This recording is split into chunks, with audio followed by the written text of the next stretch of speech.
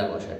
پس جلسه درس هفتم خود آغاز می‌نماییم که عملی ضرب است. جلسه درس هفتم شامل عملی ضرب می باشد. ضرب چیست؟ ضرب در لغت زدن معنی می‌دهد و در اصطلاح ریاضی کوتاه‌ترین طریقه جمع اعداد مساوی را چی گویند؟ ضرب گویند. پس نوشته می‌کنیم ضرب.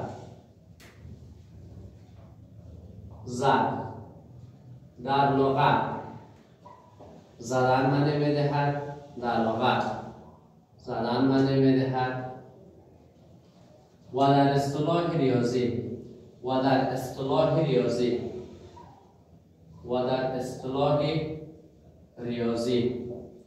کوتاه‌ترین طریقه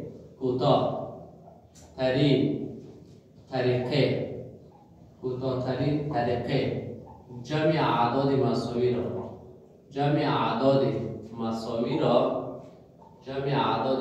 را ضرب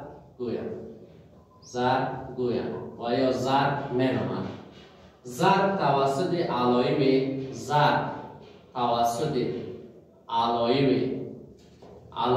نقطه، چلیپا، قوس. این علائم چی؟ ضرب توسط علائم نقطه، چلیپا و قوس نشان داده می شود.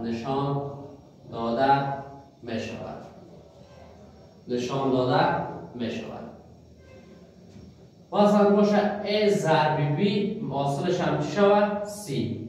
ای و بی را اجزای عملی ضرب میگه و سی را چی میگه؟ حاصل عملی ضرب. ای را میتونیم بگیم که مضروب است. مضروب چی؟ عددی که ضرب شده. و بی چیست؟ عدد ضرب شده در آن. او را به نام مضروب فیه یا مفید. عدد اولی ای را به نام مضروب و بی مضروفیه و سی حاصل ضرب. وقتی مضروب از ضرب مضروفیه یا مفید کنیم در تو چی را میدن؟ حاصل ضرب میدن. خب ما فهمیدیم که عدد اولی مضروب و دومی مضروفی. چرا میگیم کوتاه‌ترین طریقه جمع ضرب میگن؟ به این دلیل است. مثلا ما باشه اینجا باشه که دو جمع دو. لازم نیست که ما می دو را 5 دفعه نوشته کنیم با جمع کنیم. 2 جمع 2 4، 4 جمع 2 6، 6 جمع 2 8، 8 جمع 2 10. ضرب چی میکنه؟ اینمی کار جمع کوتاه میسازه، زود جواب میده. چی معنا؟ از عددهای مساوی یک دانش میگه ضرب چی بود؟ تعدادش بود. چند دانه دو داریم؟ 1 تا، 2 تا، 3 تا، 4 تا، 5 تا. دو را ضرب چند میکنم؟ 10. 2 5 10. هم حجمش کم شد، هم زود جواب داد. و این بود علائم ضرب. قوس به صورت عموم قوس ها به 3 نوع می باشد. 1 قوس کوچک خرد، 2 قوس متوسط و 3 قوس بزرگ. به صورت عموم قوس ها به 3 نوع می باشد. به 3 نوع می باشد. قوس ها به چند نوع می باشد؟ 3 نوع. 1 قوس خرد. قوس خرد به این شکل است. این قوس چیست؟ خرد. 2 قوس متوسط.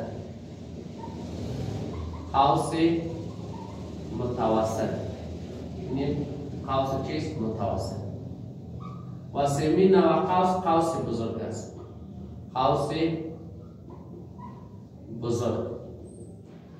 قوس بزرگ به شکل نوشته. اینیم چیست؟ قوس بزرگ. ما 3 نوع قوس داریم: کوچک، متوسط و بزرگ. میم ضرب به اون شکل به 2 طریق حل میکنیم: سطحی و سکونی. اول میم به طریق سطحی مثال حل میکنیم. مثلا باشه 2 ضرب 3 چی نقطه بانه، چی چلیپا، چی قوس. ما فهمیدیم که علامه چیست؟ ضرب. 2 ضرب 3 6. و شما هم ضرب زبانی را یاد داشته باشید. 2 ضرب 3 6. با همون شکل باشه 8 بین قوس باشه در 9 باشه باز قوس. ما باز هم فهمیدیم که علامه چیست؟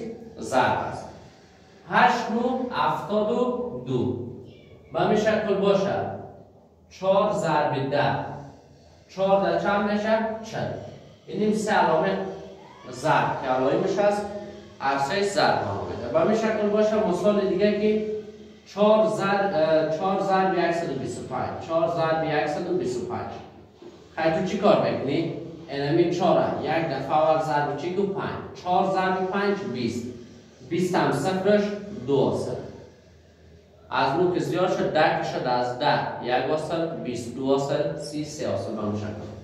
بعد دوباره 4 ضرب چند میکنم 2 4 ضرب 2 8 2 اصل دارم 8 جمع 2 10 درم صفرش پس یک اصل باز 4 ضرب 1 4 یک اصل دارم 5 خیلی 125 که ضرب 4 کنم چند میشه 500.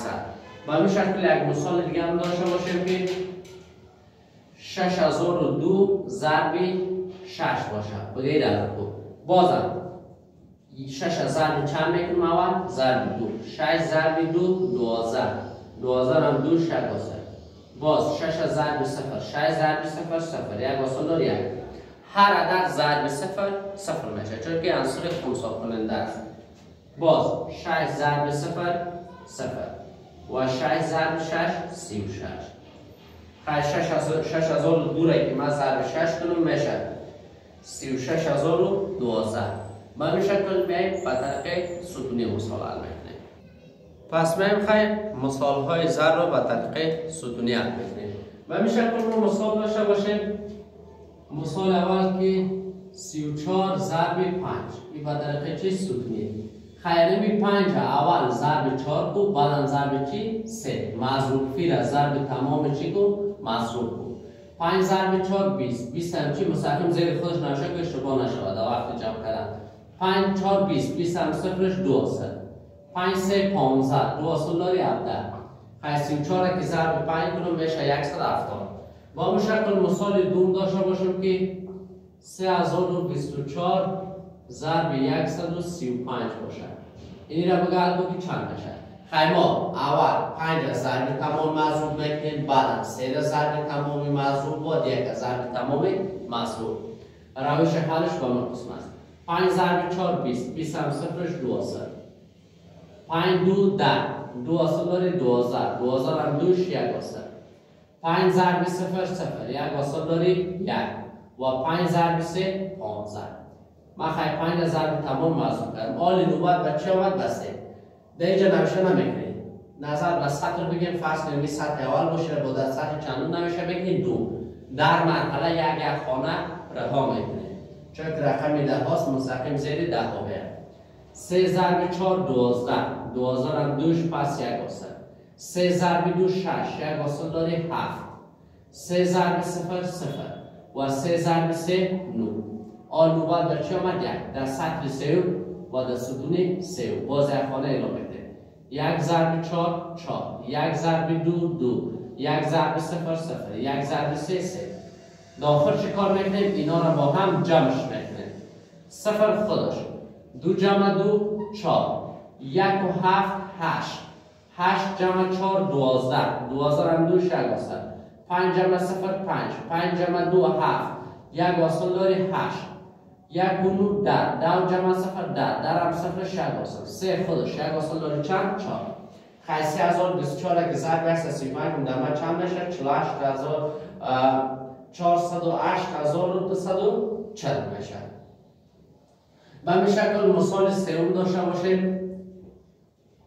مثلا باشه 34235 باشه ضرب مثلا باشه که 74 اینی را بگردیم خیلی اول 4 از ضرب 34235 بکنیم باشه 4 ضرب 5 20 20 هم صفرش 2 اصل 4 3 12 2 اصل داری 14 14 هم 4 6 اصل 4 ضرب 2 8 1 اصل داری 9 4 ضرب 4 16 16 هم 6 6 اصل و 4 ضرب 3 12 یک اصل داری چند میشه 13 نوبت به چی آمد به 7 یک آمد اعلام میکنیم باشه 7 ضرب 5 35 35 هم 5 3 اصل 7 ضرب 3 21 3 اصل داری 21 جمع 3 24 24 هم 4 2 اصل 7 2 14 2 اصل داری 16 16 هم 6 6 اصل 7 ضرب 4 28 یک اصل داری 29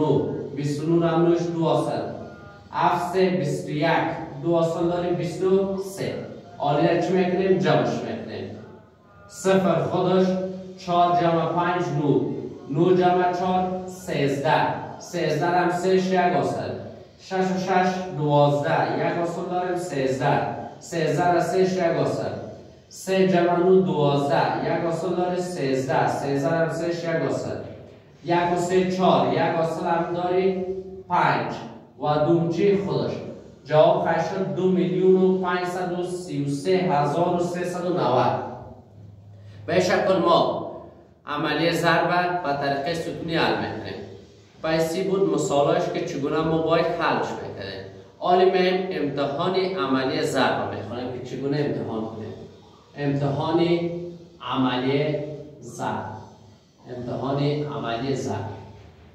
ما گفتم که عدد اولی مضروب ضرب مضروب فیه یا مفید شود نما چرا میده؟ حاصل ضربه خیلی میگه امتحان کتابی کاری را کردیم درست هست نیست خیلی چی کار میکنیم؟ حاصل ضربه تقسیم مضروب فیه میکنیم تا نما چرا بده؟ مضروبه حاصل ضربه تقسیم چی میکنیم؟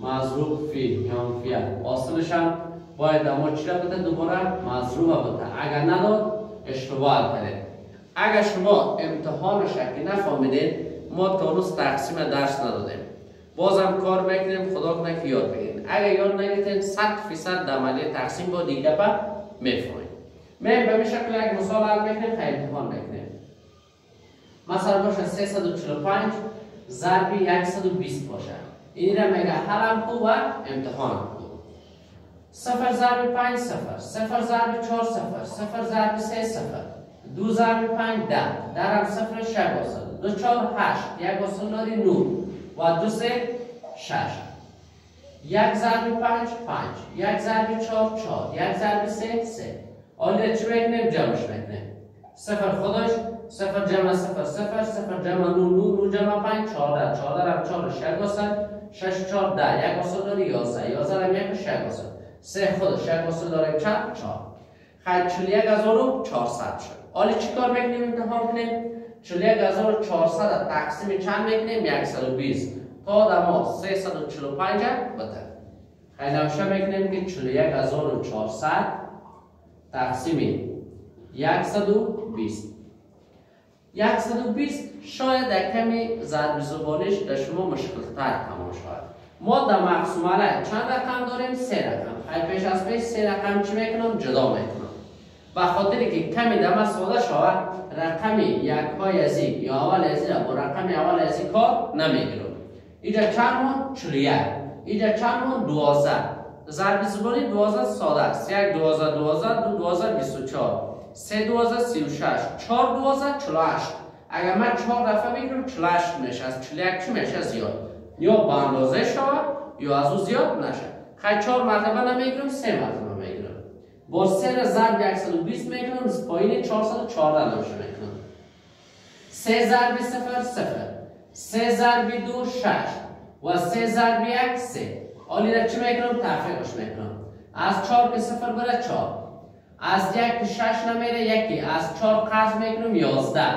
از 11 که 6 بره میمونه 5 ویجا من 3 از 3 که 3 بره هیچ 0 54 ما حالا چی کار میکنم رقم بعدی را تا میکنم چند 0 بازم رقم اول ازی با اول ازی کار نمیکنم 4 12 48 5 12 60 اگر من 5 دفعه ضرب کنم 60 میشه از 54 چی میشه زیاد خیلی 5 دفعه نمیگیرم 4 دفعه میگیرم 4 ضرب 0 0 4 ضرب 2 8 4 ضرب 1 4 از 0 که 0 بره 0 از 4 که 8 نمیره 1 از 5 قرض میکنم 14 از 14 که 8 بره 6 اینجا من 4 از 4 که 4 بره هیچ خیلی آخری رقم ما که 0 است اونم تا میکنم خب باز رقم اول ازی با اول ازی کار نمیکنم خیلی من 12 را ضرب 4 کردم 48 شد اگر 12 را ضرب 5 کنم چند میشه 60 خیلی برابر شد خیلی 5 دفعه درست است 5 ضرب 0 0 5 2 10 درم 0 6 اصل 5 1 5 یک اصل داره 6 که ما تفریق کنیم هیچی نمیمونه پس دما مضروب 345 داد یا نه؟ خیلی داد. خیلی به این شکل امتحان عملی ضرب است و ما شما این مثال درست حل کردیم. بعد از این میایم خواص عملی ضرب. پس امتحان عملی ضرب ما شما فهمیدیم. حالا میایم خواص عملی ضرب میخونیم. در ضرب خاصیت تبدیلی صدق میکنه، اتحادی صدق میکنه، توزیعی صدق میکنه، بستگی صدق میکنه، عنصر عینیت داره و عنصر خنثی کننده. کدام عدد است که خنثی میکنه. پس ما میایم خواص عملی ضرب آغاز میکنیم. خواص عملی ضرب. خواص عملی ضرب. خاصیت یک، خاصیت تبدیلی است. خاصیت چی؟ تبدیلی. مثل که در جمع گفتیم هرگاه جاهای اجزای جمع شامل تغییر نماید، در حاصل جمع کدام تغییری به وجود نمیاد. و همین شکل در ضرب هرگاه جاهای مضروب و مضروفیه را تغییر نماییم، در حاصل ضرب کدام تغییری به وجود نمیاد. تعریفش نمیکنم، لازم نیست. پس میم چرا که در عملی جمع هم گفتیم اینجا فقط میگه جای مضروب و مضروفیه تغییر نماید، در حاصل ضرب کدام تغییری به وجود نمیاد. مثلا باشه که 3 ضرب 1، 3 7 چند میشه؟ 21. خاصیت تبدیلی چی میگه؟ جاهای مضروب و مضروفیه را چی کن؟ تبدیل بده. 7 در جای 3 بود و 3 در جای چی؟ 7. بازم که ضرب کنم 7 ضرب 3 21. دیدیم که در حاصل ضرب کدام تغییری به وجود نامد. پس این خاصیت چی بود؟ تبدیلی. دومین نوع خاصیت اتحادی است. خاصیت اتحادی. خاصیت اتحادی با همون شکل گفتیم در ضرب میگیم هرگاه سه عدد در حالت ضرب باشد میتوان عدد اولی را با دومی ضرب نموده بعدا با سومی و همچنان میتونیم اولی را کار نگیریم دومی را کت سومی ضرب کنیم بعدا کت اولی. در حاصل ضرب کدام تغییری به وجود نمیآید و هم میتونیم اول و سوم ضرب کنیم بعدا با دوم. در سه حالت بازم یک جواب تمام میتونه. مثلا اینجا سوال داشته باشیم نظر به خاصیت اتحادی حل کنیم. مثال باشه که 3 ضرب 4 ضرب 5 باشه. من خیلی مساویت میرم پس هم میتونم شما میکنم نظر به خاصیت اتحادی حل کنیم. 3 ضرب 4 ضرب 5. اینجا چیکار میکنم؟ عدد اول با دوم ضرب میکنم بعدا با سومی. اینجا چیکار میکنم؟ این کارو نمیکنم، کار دیگه میکنم. دومی در کت سومی ضرب میکنم بعدا کت اولی. در حاصل ضرب این تأخیر با وجود نمیاد. 3 ضرب 4 12 ضرب 5 هم چی؟ خودش. مساویم چی؟ خودش. رقم اول هم میگیرم خودش. ضرب آن دومی را که سومی ضرب میکنم. 4 ضرب 5 20. آن طرف هم دو عدد، این طرف هم دو عدد. 12 ضرب 5 60. 3 ضرب 20 هم 60. دیدیم که در دو حالت حاصل ما یکی شد. پس این بود خاصیت اتحادی. سومین نوع خاصیت خاصیت توزیع است. هرگاه یک عدد با حاصل جمع و یا تفریق در حالت ضرب باشد میتوان آن عدد را ضرب هر یک از حدود جمع و یا تفریق شونده ها نموده و در اخیر حاصل ضرب را نظر بلامش اگر جمع بود جمع میکنید و اگر تفریق بود تفریقش میکنید. پس سومین نوع خاصیت خاصیت توزیعی است. خاصیت توزیعی. پس همین نقشه میکنم. هرگاه یک عدد با حاصل جمع و یا تفریق در حالت ضرب باشد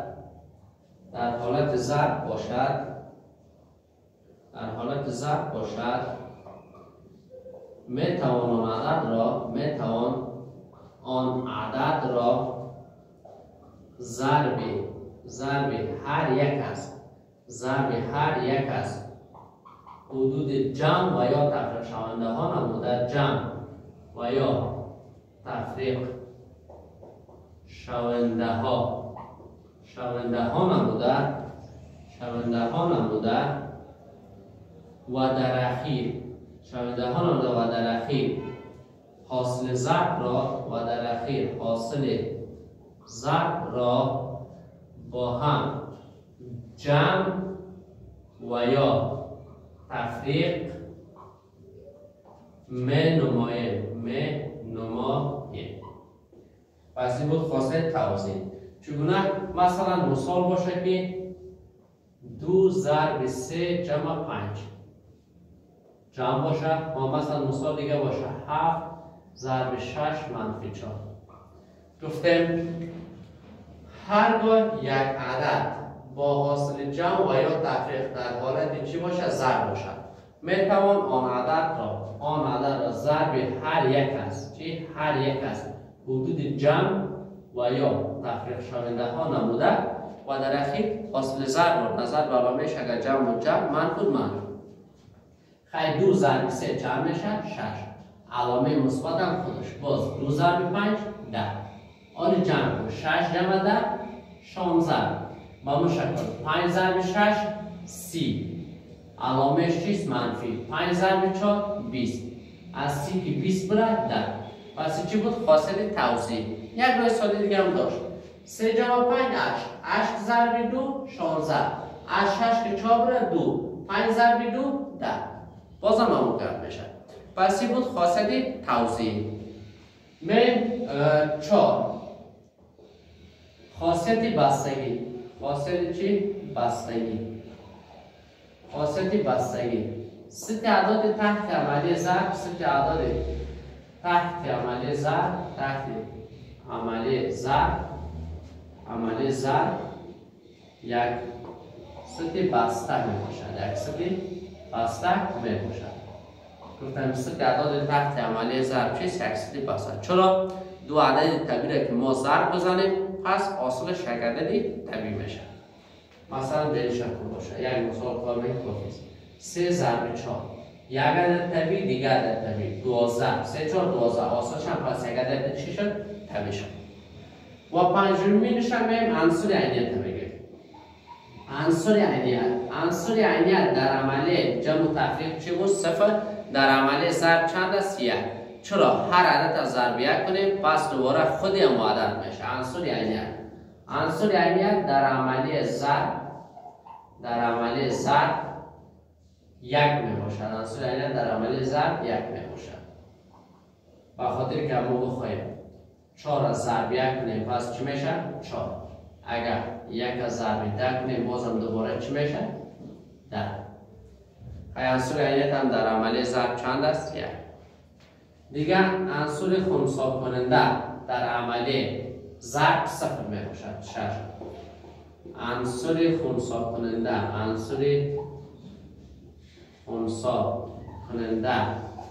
در عمل ضرب 0 می باشد. چی می باشد؟ 0 می باشد. چرا؟ هر عددی که ما و شما ضرب 0 کنیم چی میشه؟ و عدد کاملا 0 می سازد. مثلا بگیم که 3 ضرب 0 چند میشه؟ 0 میشه. این چرا 0 میشه؟ اگر فرض کنیم ما چند تا 5 تا 0 داشته باشیم 0 در حالت جمع نه، ما گفتیم کوتاه‌ترین طریقه جمع چی میگه؟ ضرب. جمع 0 جمع 0 جمع 0 جمع 0. چند تا 0 دارم؟ 5 تا 0. مگه اگر 5 تا 0 جمع کنیم چند میشه؟ پس چی میشه؟ 0. و اگر نظر به ضرب پیش بریم کوتاه‌ترین طریقه جمع چی کو؟ ضرب. از صفرهای یکسان یک دانه شد ضرب چی کو؟ تعداد. چند تا 0 داریم؟ 5 تا. خیلی در جمع که آسانش 0 شد خیلی در ضرب هم باید شد 0. به این خاطر میگه هر عدد ضرب 0 مساوی به چی میشه؟ 0. و هم به خاصیت توزیع ما میتونیم بگیم که هر عدد که ضرب 0 کنیم 0 میشه. میگیم نظر به خاصیت توزیع یک ثبوت میده. مثلا اینجا باشه 2 ضرب 3 منفی 3. اول چیکار میکنیم؟ 2 ضرب 3 چند میشه؟ 6 منفی. باز 2 ضرب 3 چند میشه؟ 6. از 6 تا 6 برای چی میمونه؟ 0. چی ما 0. این کارا نمیکنیم، این کارا میکنیم. 2 ضرب 3 منفی 3 خودش مساوی به 2 خودش. از 3 که 3 برای چند میمونه؟ 0. خیلی اینجا که صفر شد باید اینجا این دو ضرب صفر میکنه شود صفر. پس به خاطر میگه که هر عدد ضرب صفر مساوی به چی میشه؟ صفر. مثلا ما عدد داشته باشیم که صفرها زیاد داشته باشه، لازم نیست که ما عملی ضرب پیش بریم. مثلا 200 ضرب چند باشه؟ 300. اینجا یک نوشته میکنیم مثلا باشه 200 ضرب چند؟ 300. تو لازم نیست که اکسون کتابچه برید 200 ضرب 300 کنید. فقط اول تعداد صفرش حساب کن. چند تا صفر داری؟ 2 تا صفر اینجا و 2 تا صفر اینجا. پیش از پیش چند تا صفر شد؟ مجموع 4 تا صفر. 4 تا صفر تا نوشته کن. فقط میمونه عدد. اونجا کدام عدد مونده؟ 2 مونده و 3. فقط عددا را ضرب کن. 2 ضرب 3 6. خیلی لازم نیست که تو 200 ضرب 300 کنید. مستقیم بگو جوابش چند میشه؟ 60000. با اون شکل باشه 150 ضرب 200. چند تا صفر داری؟ 2 تا صفر، 1 تا صفر، 3 تا صفر. پیش از پیش 3 تا صفر تا نوشته کن. 2 ضرب 5 چند میشه؟ 10. 10 صفر 6 و 2 1 داری 3. یا میگی 2 15 30. 150 را که ضرب 200 چند میشه؟ 30000.